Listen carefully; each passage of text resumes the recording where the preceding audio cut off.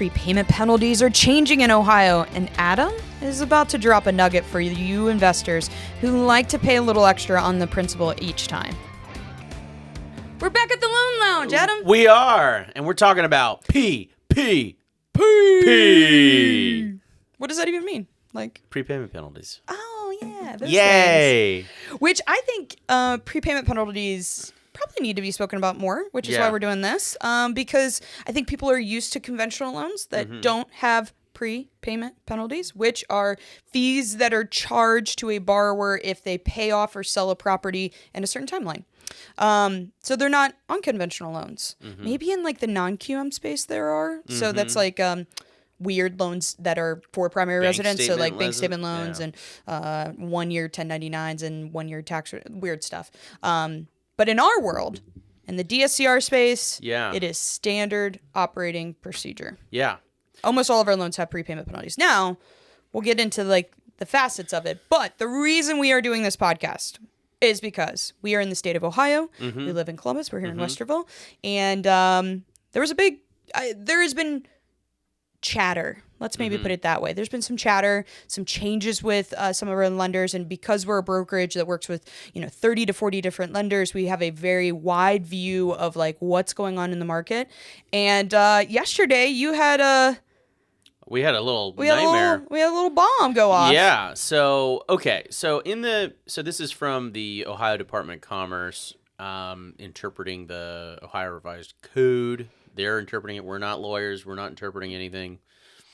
But it says effective as of January 20 or effective as You got this, buddy. Effective January 1st, 2025, no penalties may be imposed on prepayment or refinancing of a residential mortgage loan of less than $112,957. Okay. Well, what if it's a $200,000 loan? What if it's a $300,000 loan? What if, what if it's this? What if it's that? And many, many lenders that we work with ask that same question, and they all have come up with different answers. Very different answers. And that's why we're here to chat, is because different lenders have different interpretations of this law. Yep. And there are different states that have different policies as well. We're just talking about the state of Ohio because it affects us and a lot of our clients personally.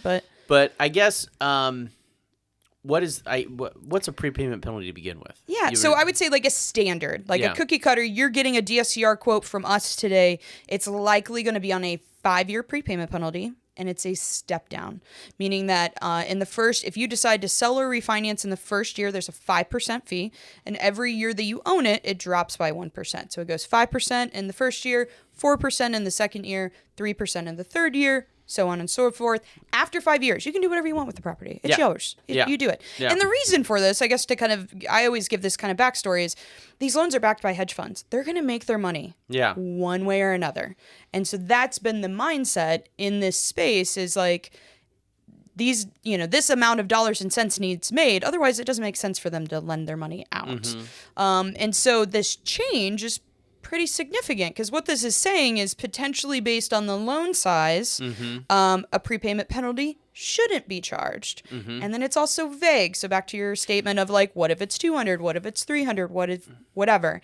And we've known about this for 18 months maybe, that there's been like some movement that there could have been changes, and this happened January? Yeah, I mean, well, the law, technically the law's been in effect since 2007. Yep. And so in 2007, the law was of anything less than $75,000, you can't have a prepayment penalty. And then there were some adjustments to that, and they changed it so that it increases annually by the Consumer Price Index. Okay. So we've moved from 2007 to 2025. We moved from 75,000 to 112,957, right? But what we're figuring out, per the bomb yesterday with one of our lenders, one of 30 to 40. So like not a massive thing, but someone that we like to do business with, is that they decided to, in the middle of the day, it's like noon, we got this urgent email that was like, all active files have no prepayment penalty as of this moment. You don't just get no prepayment penalty for funsies. For free, yeah. It's you not don't like, get it for funsies. Well, let's just not charge a prepayment penalty because we're nice. No. What did they do? You're gonna pay for it. They jacked the rate by a full point. It was crazy. So if you were at 7.5, now you're at Yeah. 8.5. And it was bananas. Yeah. So Adam may have called me going, Liz? Oh yeah. What's going So on here? it was like you could get one of those like Grinch heart meters and put it on my ulcer, and it grew 5 times that day. Yeah. And to be honest, like we're stating this because that happened in the moment with a bunch of active files. We've had other lenders that have not been competitively priced, ones that we don't really offer to the open public because, again, their pricing's just not good enough. And we've seen them make small changes. We've had lenders that have already made the change years and years ago. And so they have, kind of unique prepayment penalty options. But this seems to be something that's getting some traction. Yeah. And that is where we want to kind of voice our awareness of, hey, rates may be going up in the state of Ohio in the DSCR space, and it's only because of this lack of prepayment penalty. Yeah. And so everyone prepare, because I think especially versed investors in this space get used to, my rates should be this. And yeah, they're aware of the prepayment penalty, but they don't really care because it's standard operating procedure where all of a sudden if they see rates increase by a half or a full percent like we're seeing with this lender, that's going to change some deals. It is, yeah. Yeah. So some of the other structures of prepayment penalties, just to kind of throw this out there, normally I would say standard is the 5, 4, 3, 2, 1. But then there's a 3, 2, 1. So 3% the first year, 2% the second year, 1% the third year, and then after 36 months you can do whatever.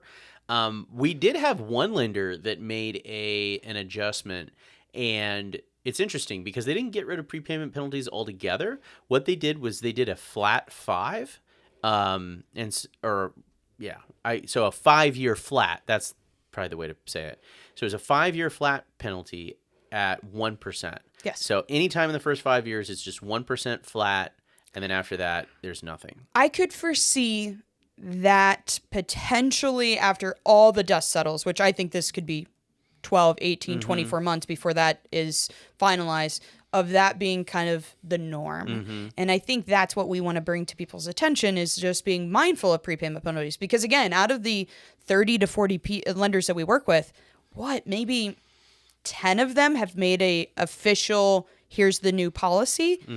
That's only a third. Yeah. So, just like this bombshell happened to you yesterday, there's some bombs that are coming probably soon to the rest of these lenders that we work with. Yeah. I guess to talk in regards to the reason why prepayment penalties and why we price clients out on that 5-year. What's the benefit of going with a 5-year? So, I mean, if you've got a 5-year versus a 3-year or a no prepayment penalty, that 5-year is going to have the lowest rate, typically. Yeah. Typically. Yep. The 3-year might be a little bit more, and then a 2-year or 1-year prepay will be even more. And then, of course, a 0 prepayment penalty. Sometimes they'll even have extra fees. Yeah. So, the idea conceptually, if you just say, do you want a prepayment penalty? Well, no, nobody wants a prepayment penalty. But then if you really think about it, it's like, okay, what are you doing with this property? If this That was what I was going to ask you. Yeah. If this is a stabilized rental and you're in the business of building your rental portfolio. And you don't plan on touching this anytime soon? Because, every time you refinance, it's going to be 5, 10, 15 grand depending on loan size and all that type of stuff. Yep. So it's like, you're not going to be doing that every year. And the rates aren't changing that much to where that needs to merit it. So, if you can find loans that do have prepayment penalties are certainly, I don't think, a bad thing. No, not at all. I just think that you have to be aware of it. Yeah. I think if we said, surprise, you have a 5-year prepayment penalty, and you were like, oh crap, I was only going to hold on to this for a couple years and let the market settle back out because I'm in a neighborhood that's gentrifying and growing in value and whatnot. And gosh, my plan was just 2 years, then that would be a hindrance. And so we tend to talk about prepayment penalty extremely openly. And should we go 3-year? What's the plan with this property? What's your headspace on it? So that we do position you accordingly.